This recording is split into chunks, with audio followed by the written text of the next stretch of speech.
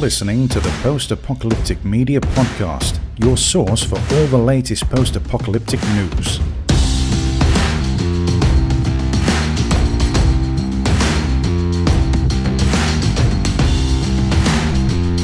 Hey everyone, welcome back to this 59th episode of the Post-Apocalyptic Media Podcast. I'm your host, Shawn, senior editor here at post-apocalyptic.com. And this week we have everything from, the normal news of stuff in our favorite genre. And also I have a couple reviews, a couple things that I watched this week that I wanted to talk about. One of them is actually pretty old. It's about a 6-year-old movie, but I thought I would talk about it because I absolutely love it. But we'll get to that in a second. First, let's get right into the news. Just boom, right off the bat. That's the way I like to do it, right? That's the way you like to listen to it, right? So, okay, let's go to the first thing. So we've actually had quite a few things this week, and I know I've never said that before, but it's true. We've actually had a few things. There's a new show coming out to Roku called Doomlands, and this is an animated series.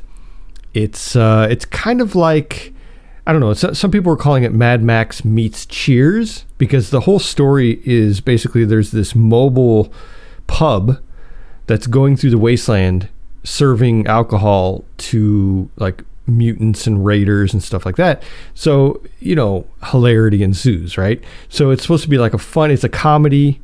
It's supposed to be funny. It has very Rick and Morty vibes to it, but it's supposed to be kind of that aesthetic of Mad Max also in there. It looks pretty cool. I don't know. I looked at it and I haven't, of course, watched any of them yet, but the fact that it's coming to Roku, I think is interesting. It seems like they're doing more and more, original shows, and the fact that everyone's doing post-apocalyptic stuff and they're all doing their own, Netflix and Hulu and Amazon, they all have their own original their own original post-apocalyptic shows, and it only makes sense that Roku's kind of jumping on board for that too. So that is something to look forward to. So that looks like it's coming out on the 28th of January, which will be this Friday. So just a couple days. So that's pretty exciting. Let's go to the next little bit of news. So this is actually a cool. Tina was able to get an interview with Hugh Howey, the author of Wool. Now, Wool is it started out as a short story, and then it became a novel, and then it became a trilogy. He started it, I think it was like 2009, 2010, something like that when this came out. Anyway, it's a big, it's a really, really popular, not only Wool, the novel itself, but then the trilogy became super popular. So they're going to make a movie about it, and it's going to come out, a series about it, and it's going to come out on Apple Plus.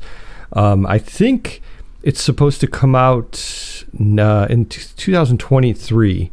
So I'm excited. I've never read the books. Tina has read all of them. She's a big fan. So you can imagine how excited Tina was to get this interview. I've been in those shoes many times, and it's cool, for the site also, from that standpoint to get this interview. So if you're a big fan of Wool, if you're a big fan of Hugh Howey and his work, check out this interview, because he's such a down-to-earth person. And this interview is great because, it really shows that. I think Tina did some great interview questions. Just overall great interview. Definitely check that out. We have some weird news this week. I have to admit, we have two pieces of news that I wrote them up and I said, you know what, these are a little crazy, a little on the crazy side. And this first one is about, there's a man who he's claiming, now I'm going to just give the overarching point of this first. This guy is claiming to be a time traveler from 2028. So I guess he went to 2028 and he's stuck there, but somehow he's posting to TikTok pictures of 2028. So, okay. So in his theory is that he's stuck there and there's a connection between, basically what it is, he's sending pictures of abandoned places in Valencia, Spain, and he's saying, this is all, there's no humanity left. There's no humans left. Everyone's gone. That this is just this crazy apocalypse, and it's 6 years from now. Well, He actually started doing this last year. He'd post on TikTok, and he would say, these videos of these places. Now, I guess it's easy to do this. We're in a pandemic. There's lockdowns. There's all this stuff that kind of keeps people away from public places, right? I think it's probably even more strict in Spain than it would be like in America or Canada. So he's going around to these places and he's taking video. Well, that's not hard, right? And I see what he's doing. He's doing kind of like a role play account. He's saying, I'm a time traveler. He's playing this story. This is a story he's written in his mind or even maybe on paper, and he's playing it out through TikTok. It's a really interesting concept. I mean, it's not the first time someone's done something like this, but I think it's interesting. What's crazy though is he's garnered so much attention for it. He has 6.6 million followers on TikTok. I mean, if you're trying to build your TikTok, this this might be a hint right here. You just have to do some kind of acting, some kind of like play type of thing. But so he's saying that he's from 2028.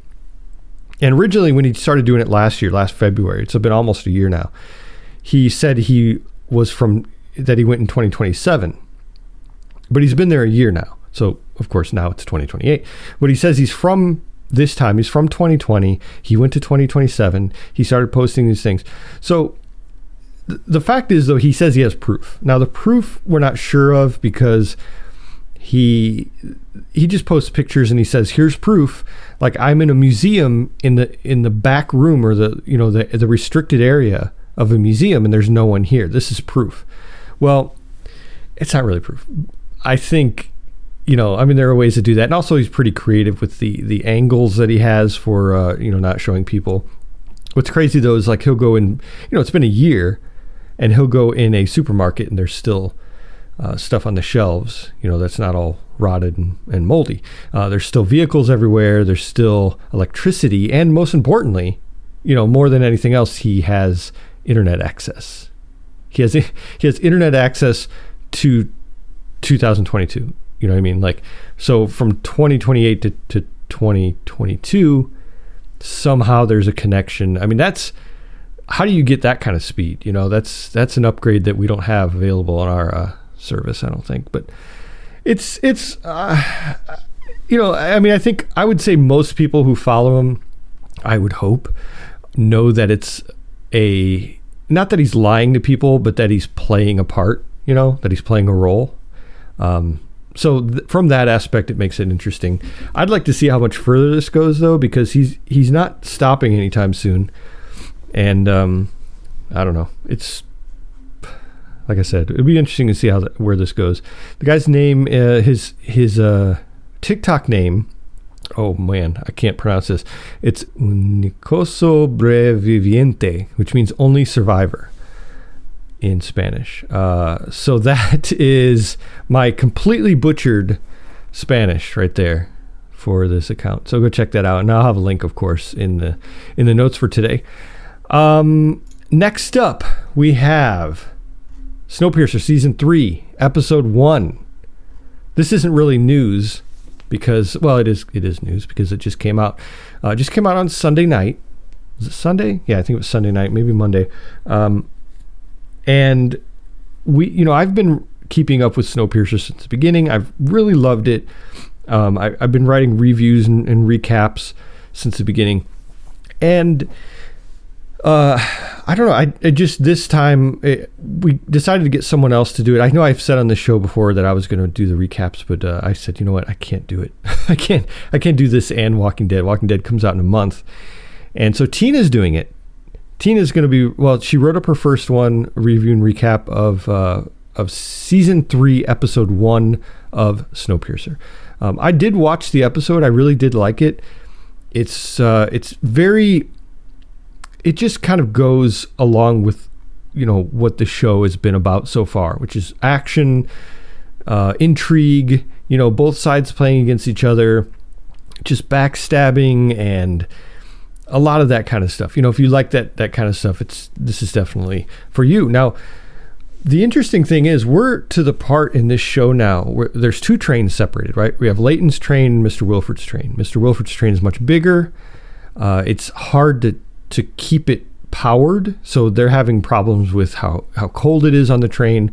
Leighton's train, on the other hand, they're wearing t-shirts, and cut off sleeves and stuff like that, and they're just, it's like a sauna in there, and they're loving it because they just have a smaller train.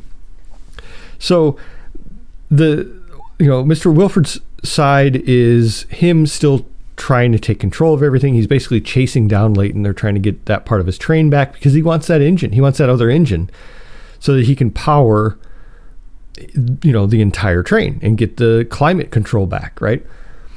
But Leighton and his group are looking for Melanie. Melanie, of course, was Jennifer Connelly's character. She's been there since the beginning. She's been missing last few episodes since last season. And a lot of people think she's dead, but they're holding out hope. A lot of people are saying, she might be still alive. And I think a lot of it is they're trying to keep Alex, her daughter, they're trying to keep her staying positive about the fact that her mother might still be alive, because they don't know. They haven't found a body. They just know that they can't find her. And that the last they saw, she was standing in the middle of the snow screaming out for Alex while the train passed them by. And Alex is looking out the back window screaming for her mom. So, we know where these two trains stand. We know how this plays out from here, right? One is a rebellious train looking for the research that Melanie was starting about a warm spot on the Earth, because that's the big thing, is they're trying to find a warm spot so they can get off the train and finally have a colony and start living again. And then, Mr. Wilford's side is, he's kind of also looking for that, but he just wants to stop Leighton. He wants to get that engine back.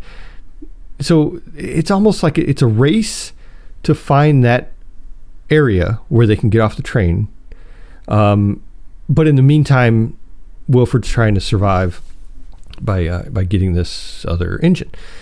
I think it's pretty cut and dry who the good guys and the bad guys are at this point. Although there's good guys on one train and bad guys on the other train, both sides. Because Leighton's train has prisoners, and so does Wilford's train. They have a rebellion. It's led by Ruth and Pike, and they're leading this rebellion against Wilford on his train. And then on Leighton's train, they have Audrey and Sykes and that one guy, I forgot his name. So they're kind of, Audrey's actually kept in a cell. They keep her prisoner. And I won't get into too many spoilers, how this goes, but there's fights, there's little battles. There's some surprising stuff that happens. There's a nice scene, speaking of surprising things, I don't think this is really a surprise because they showed it on the trailer, but there's a survivor. There's another survivor out there. So there's this whole scene where Ben goes out and he has this stuff he's bringing back to the train. He falls through what I guess is a skylight in a skyscraper or some kind of building. The very top of it, that's how deep the snow is. It's covering the top of this building. I don't think it's a skyscraper. I think it's just like a regular building, but he's walking along the top of it. You can't see the building because he just thinks he's walking on snow, and he falls through and he lands in this building, in this room, and he hurts himself pretty bad. It's a pretty high fall. So Leighton and Josie come to rescue him, and Leighton goes down there. They, bring him back up, and Josie's bringing him back to the train. And Leighton decides to explore this building that he fell into, that Ben fell into. So he actually finds another survivor in there. Another person is surviving, and he finds like this power. There's power in there. The person has oxygen, I believe. It looks like they have some kind of machine that gives them oxygen and warmth, and that he hooks up to, because Leighton actually hooks up to it too. But yeah, I don't want to get too far into spoilery stuff, but it's interesting to find another survivor that not only gives you hope that there might be others. This person was smart enough to set up their own kind of survival area. They knew what they were doing, obviously. So there might be others, right? Also gives you hope that Melanie might be alive, right? I don't think that they're trying to make us think that this person is Melanie, because they're all covered up. They have a helmet on and all that stuff. You can't see their face. I don't think we're supposed to believe that it's Melanie. but it's just a whole entirely new person. So that's exciting to see how that plays out. It's exciting to see, Leighton keeps having these dreams about this tree. It's like crazy looking tree. It almost looks like it's in Africa or something, the way the tree is. I think I've seen those types of trees there. But it's cool that he keeps having these visions about this warm area with plant life and all that, and so that's a little bit of a foreshadow of what's to come too. So so I'm excited to follow this along, watch the rest of the season. I won't be writing the recaps, but I'll probably be talking about them here when I do watch them. So you have that to look forward to, right? All right. Another piece of news, this is actual news, not a review, is there's a new show coming out on Syfy called The Ark. I've said before that I'm not a big fan of when shows or anything, any kind of media, reuses very, very basic, overused names like The Colony. The Colony was a great show. I loved it. But just think of a different name. So The Ark, come on, The Ark, really? So The Ark is a new sci-fi show that is supposed to be coming out from the writers of Stargate and the writer of Independence Day. His name is Dean Devlin. Devlin is it's like a sci-fi, writer, producer name that a lot of people know. But because he wrote like Godzilla and all the Stargate stuff, the movies and the series and all that stuff. He's actually joining together, though, with another writer that was on Stargate named Jonathan Glassner. So those two are getting together to write The Ark, and it's going to be 12 episodes.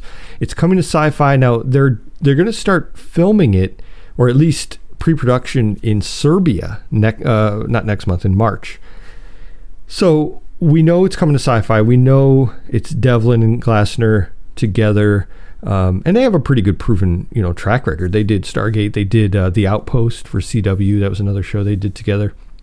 So I think a lot of Stargate fans especially, are excited for this because it means probably the same type of show, but it's going to be. So The Ark is, I guess, to give like a little premise about the whole thing.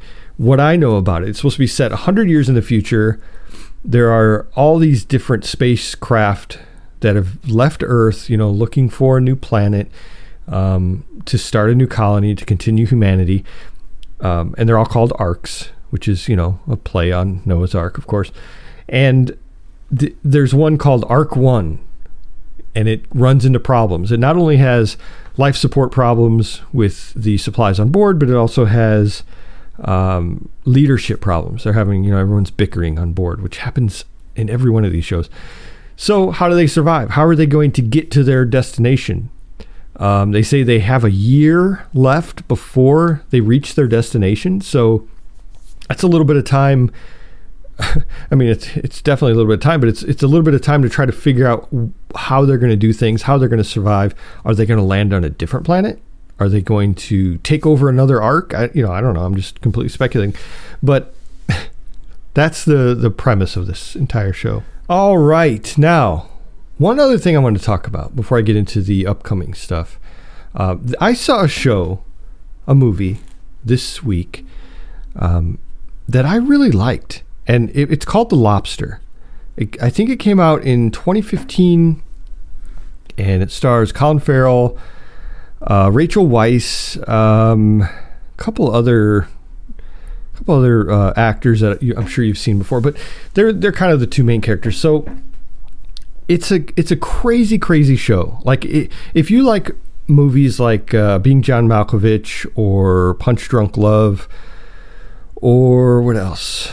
I mean, even kind of Napoleon Dynamite, although Napoleon Dynamite is goofy, and I'm not saying anything bad about it. I absolutely love that movie, but you know what I mean, like quirky, kind of off-center, I mean, it's a comedy. The Lobster is kind of a comedy. It has some, I laughed out loud. There were laugh out loud moments, and if you know me, that's a big deal because I will chuckle, but to laugh out loud, and when I laugh out loud on type, I just type laugh out loud, and I'm literally just straight faced. I mean, I think everyone does that. But to actually, like, my wife and I were watching this and she loved it too. And it had some moments where I was like, what? So here's the premise of the show. Colin Farrell, he's this guy who he recently got divorced, and he lives in this dystopian society, and that's the post-apocalyptic part right here. Very Handmaid's Tale, kind of an alternate, like slight future. I don't think it's supposed to be futuristic, but it's supposed to be like an alternate, 2 years from now kind of thing, or 5 years from now. And so he's single again, right? So because he's single in this dystopian society, it's a bad thing. Single people are the worst thing in the world, and they need to be paired up with someone immediately. So they have to go to like this camp thing, this training center. And he has 45 days to be paired up with someone. They have to find someone who's compatible with them, and they have to do it or else. Now here's the kicker. This is why it's called the Lobster. I'll explain it in a second. If they're not paired up with someone in 45 days, they get taken into this transformation chamber and turned into an animal. And they actually get to choose what animal they want to be. So when Colin Farrell gets there, they ask him, they do a little, entry interview, and they say, what kind of animal would you like to be changed into? And it's so matter of fact, which is kind of the whole show is like that, where it's just like everyone says these crazy things that if you said today, people would be like, what are you talking about? But in this show, they say them like they know it's just normal. So he's like, yeah, I want to be a lobster because lobsters live to be 100 years old, and they're very fertile for their whole existence. And also he said they're blue-blooded like aristocrats. I don't know what that meant. But so that's the one he picked. And the people were like, oh, okay, that's a good choice. Yeah. Most people pick like dogs or cats. And he's actually there with his brother, who is a dog.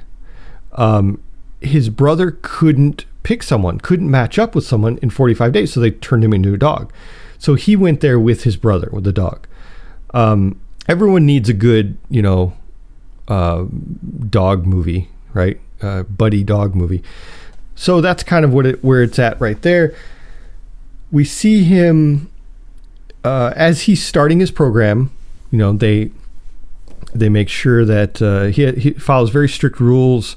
Everyone is very dry in their talking, and so here's the thing. This is what really, I don't want to sit here and go over the entire thing because I think that the movie's 6 years old, but I think I guess it's 7 years old now. But it's so old that I think I can give a little bit of spoilers. So I'll give a little bit. I don't want to give away the ending, but I'll give a few spoilers. So here's the thing that gets me about this movie, kind of what I think is the overall message. First of all, they're trying to say in this dystopian society that single people are bad and that you're not worth anything unless you're in a relationship. But to get in that relationship, you have to match up with someone based on very just ridiculous similarities. They're so excited about things they have in common. People are getting married over having nosebleeds. Like they're like, oh, you have a nosebleed? I have a nosebleed too. Let's get married. Or you're nearsighted. I'm nearsighted also. Let's get married. Seriously, these are in the movie. And what's crazy about it is like, so for the nosebleed guy, there's this girl who has nosebleeds, like constant, chronic nosebleeds. So this guy busts his face. The first time he does it, he's in a pool and he punches himself in the face. And then he's like, oh, I have a nosebleed. Oh, look we have so much in common. And the girl's like, oh, okay. Well, you must be the one. And then they get married. Now, I'm not doing this justice because that is hilarious if you watch it in the movie, but not the way I describe it. And then there's other people who like butter biscuit cookies, whatever they call them. And, there's this lady who loves them and there's this guy. So they're like, oh, okay, well, we like the same kind of cookies. So Colin Farrell, he is nearsighted. He's wearing glasses and they're trying to make that like his thing. He has to find someone who's also nearsighted. And he does in Rachel Weisz later on, but I'll get to that part in a second. There's another one. Oh, he tries for a while. He gets pretty desperate. Toward the end, he's only like 7 days out before he's turned into an animal. And he meets this woman who is cruel, just absolutely cruel. And she's crazy. She's very mean. And he's like, well, I'm going to pretend to be mean so that she will think we have something in common. We can get married. So that's kind of where he's trying to get his exit strategy. So he does stuff to make her think he's cruel, and he ups it every time. Like one time he kicks this little girl in the shin, and then she comes back and she kills his dog, right? I mean, and his dog is his brother, and so he's trying to act like he doesn't care. He's like, oh yeah, that's totally. I understand why you did that, you know. And she's like, yeah, I killed your dog. What are you going to do about it? But he had to keep up this charade so that she would eventually marry him. I don't know why. But it's such a statement, I think. Now I'm going to get deep here. Get ready on the post-apocalyptic media podcast. I'm going to get deep here about relationships. I'm happily married now, but at one time I was divorced. And I've found in my 46 years that this movie is incredibly accurate when it comes to how people view relationships. And I think the writer of this, I forgot his name. He's a Greek writer producer, but he's very accurate, and it's a parody. You know what I mean? It's a parody of relationships. It's a parody of how people think that they're not worth anything unless they're, you know, in a relationship. And for you to find one little thing and say, that is the thing we have in common, let's get married, it's ridiculous, right? And then later you find out, well, that thing isn't enough to build an entire family on. You know what I mean? So I think that happens quite a bit. I think that's a really common thing. Some people make their way through it. They might compromise, and if you're a well-rounded person, you'll figure out how to work together to build your relationship together. That's what it's all about, right? But it doesn't work for everyone, and that's fine. So that's how the main plot of this movie was playing out, where he was so tired of it. Like it's so jarring to have to live your life like that. And so later on he escapes. This is actually at some point he escapes because things aren't working out for him. This hateful lady who he was trying to get married and escape with, it wasn't working out. So he's down to the wire and he's just escaped. Well, when he gets out, he finds this group of people, which he actually knew about these people before. They live out in the woods. They're the people who have escaped this compound. And earlier in the movie, they make the single people hunt these escapees. They bring them out for this hunt. And if they can nab some escapees, they actually get a little bit more time added to their 45 days. So that was an introduction to this group of people out in the woods. So anyway, he escapes, he goes out in the woods, he finds this group of people, and ironically, they're the same mindset, except you have to stay single. Their whole idea is you have to stay single. Whereas the compound was, you have to get, you can't be single. That's the worst thing in the world. Well, this one is like, you have to be single. These people out here can't dance with each other. They can't get in a relationship with each other. Nothing like that. You have to just do things to survive out here and also sabotage the compound at the same time. So he finds Rachel Weisz out there. And of course he falls in love with her.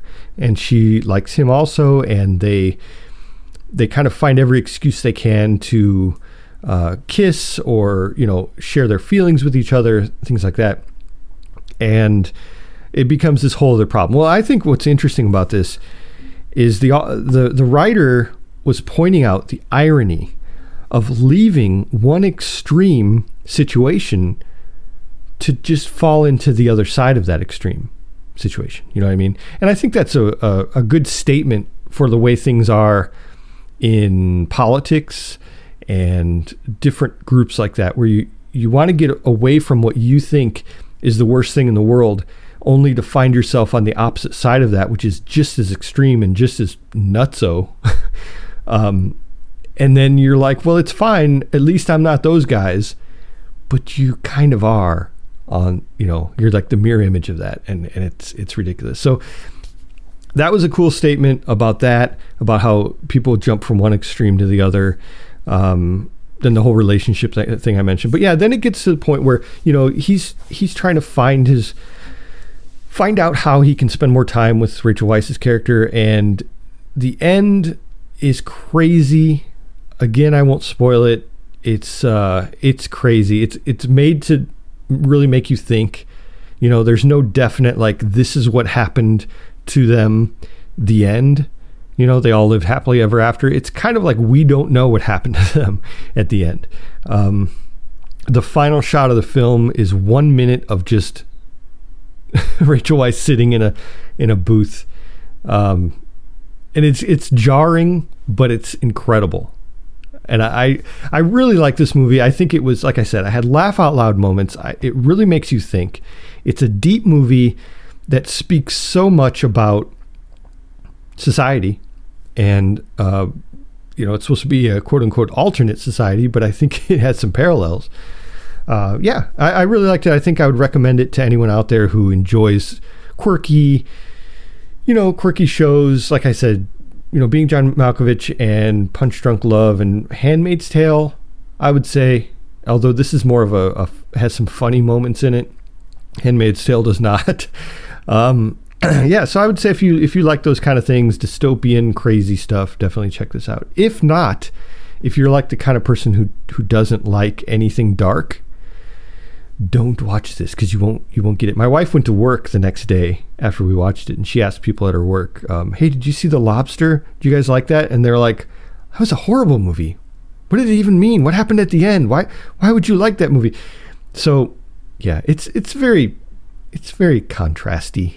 It's, you either like it or hate it. But I hope someone out there listening to this maybe has seen it, and they can maybe comment on this and let me know how you liked it. Or if you haven't seen it, I haven't spoiled it too much for you, and you can go check it out. It's really good movie. All right. I think that is probably it. Let's see what's upcoming for the week. I've talked about these before, I think last show, but I like to double up a couple weeks out. The 28th, which is next Friday, will be All of Us Are Dead on Netflix. That's the name of the show. It's a show about kids who are trapped in a high school, I believe, and there's the zombie apocalypse happens in the school. Like, I think it happens in the science lab, and so they're trying to survive that. Raised by Wolves season 2 is coming out on the 3rd, which is it's a week after that. Yeah, it's the following week. And then February 4th, I'm going to talk about this again probably next week because, it'll be coming up. I'll record again before the 4th. But February 4th, Dying Light 2, the game, Moonfall, which looks really good, although it's only going to be in theaters, I think. So not going to be able to watch that because I'm not going to a theater. What? Who does that anymore?